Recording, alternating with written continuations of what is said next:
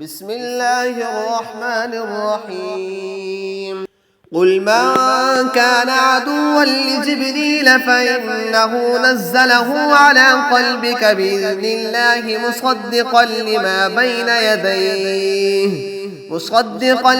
بين يديه وهدى وبشرى للمؤمنين من كان عدوا لله وملائكته ورسله وجبريل وميكال فإن الله عدو للكافرين ولقد أنزلنا إليك آيات بينات وما يكفر بها إلا الفاسقون أو كلما عاهدوا عهدا نبذه فريق منهم بل أكثرهم لا يؤمنون ولما جاءهم رسول من عند الله مصدق لما معهم نبذ فريق من الذين أوتوا كتاب الله وراء ظهورهم كأنهم لا يعلمون واتبعوا ما تتلو الشياطين على ملك سليمان وما كفر سليمان ولكن الشياطين كفروا يعلمون الناس السحر وما أنزل على الملكين ببابل هاروت وماروت وما يعلمان من أحد حتى يقولا إنما نحن فتنة فلا تكفر فيتعلمون منهما ما يفرقون به بين المرء وزوجه وما هم بضارين به من أحد إلا بإذن الله ويتعلمون ما يضرهم ولا ينفعهم ولقد علموا لمن اشتراه ما له في الآخرة من خلاق ولبئس ما شروا به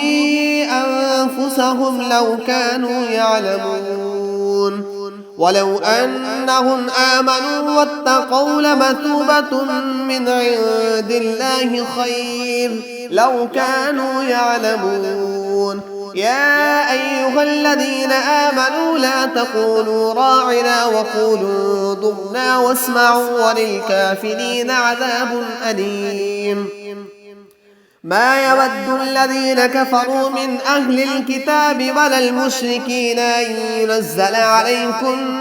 من خير من ربكم والله يختص برحمته من يشاء والله ذو الفضل العظيم ما ننسخ من آية أو ننسها نأت بخير منها أو مثلها ألم تعلم أن الله على كل شيء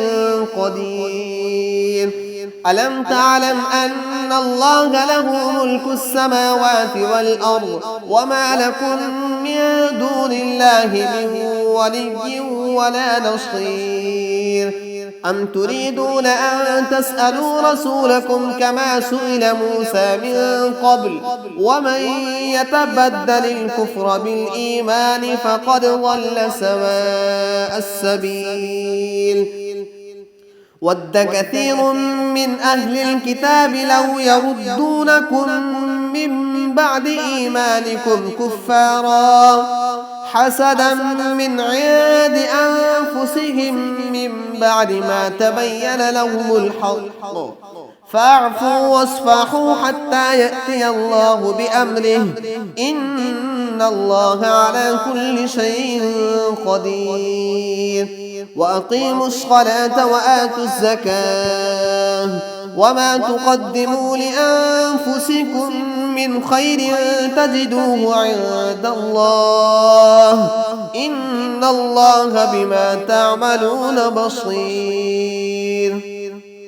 وقالوا لن يدخل الجنة إلا من كان هودا أو نصارى تلك أمانيهم قل هاتوا برهانكم إن كنتم صادقين بلى من أسلم وجهه لله وهو محسن فله أجره عند ربه ولا خوف عليهم ولا هم يحزنون.